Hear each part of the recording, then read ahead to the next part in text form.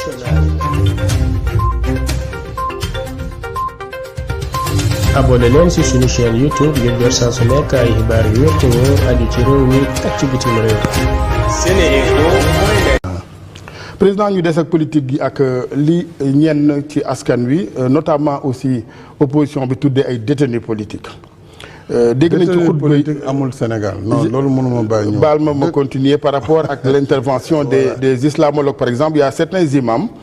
bu ñuy woote jàmm souvent dañuy gis ne jàmm naam waaye nag ndey ayala yéwén ki yàlla dénk réew mi moo ci war a ëppale cër. maanaam moo gën a yaa dënn moo war a gën a xam ni ku boot bukki ay xaj baw la et cetera donc ci gàttal ngay yàbbi. Alaaji Assane jàpp naa ne bu fekkee suñu aqulaay taalaa la ñu wax li ñuy yekk président de la république bés bu nekk si média yi ak si géewu politique su ma du doon toléré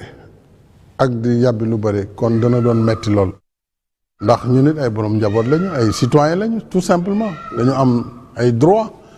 ñu war ñu tam respecter suñuy droit comme ni ñu respecter n'importe quel citoyen ñaareel bi Sénégal bu ñu wax détenu politique terme bi dafa impropre détenu politique mooy koo xam ne ci sa opinion xalaat nga wax si ni ñuy doxalee réew mi ñu téele si wala ñu boom la loolu amu fi li fi am mooy nit ñu jàdd yoon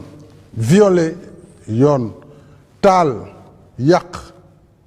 loolu nag ku ko def yoon teg la loxo kooku moom sa réew bu mu mënti doon la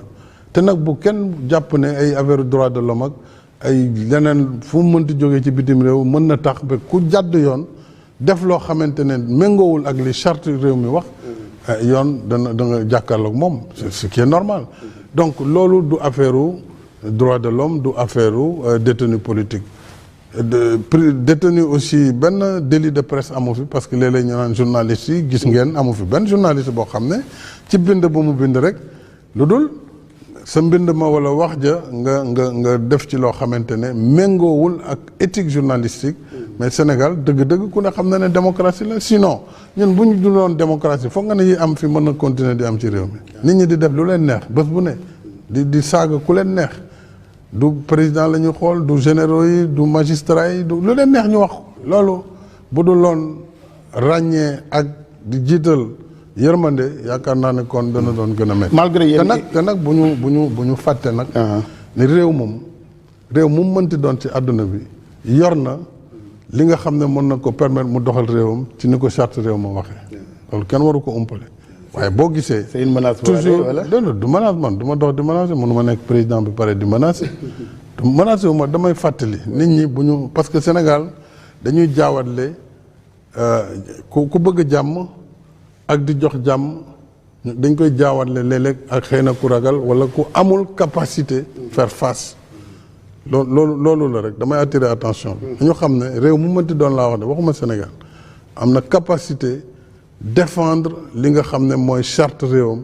pour que ñëpp jaar si niñ ci war a jaaree. très bien malgré image yi ñuy gis cité Kër Gorgui parfois bu Ousmane Sonko un des opposants au pouvoir war a wuy ji tribunal ñu ndar kàpp këram tere yoon yi fay dem et cetera grenade yi naaw gauche droite certains disent que oui image yooyu baaxul ci démocratie Sénégal yow lan ngay wax foofu. mais France gële la fa nekk moo raw li nekk fii pourquoi loolu war ñu poser problème ñun demal Amérique la fa nekk nag dem nañ dugg seen assemblée nit ñi reyante fa lu tax ñun Sénégal bu ñu taalee pneu sax ñuy yuuxu comme si c'est la fin du monde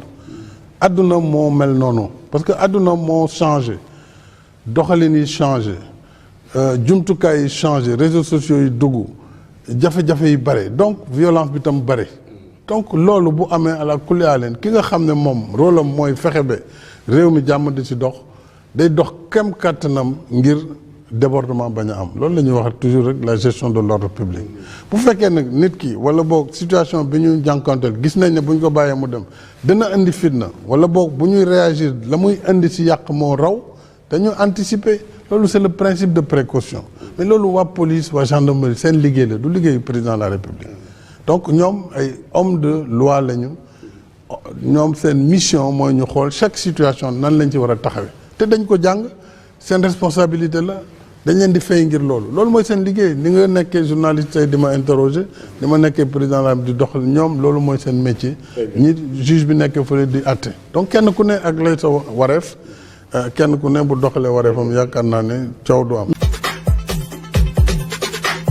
askanu Sénégal ak bitim réew seen groupe d'information bi di Sen Info International ubbil na leen ay buntam ci www.seninfo.net ngir ngeen di mën di am bépp xeetu xibaar ca ba mu jotee ci ay anam yu wóor moo xam xibaaru politique la ci wàllu culture bi cosaan ak aada xibaaru tàggat yaram xibaaru diine ak lépp lu xew ci àdduna bi mën ngeen a abonné wu ci YouTube bu Sen Info International ngir xam li xew ci seen réew ak fépp ci àdduna bi seen groupe d'information Sen Info International ndimbalu askan wi moo ko tax a jóg.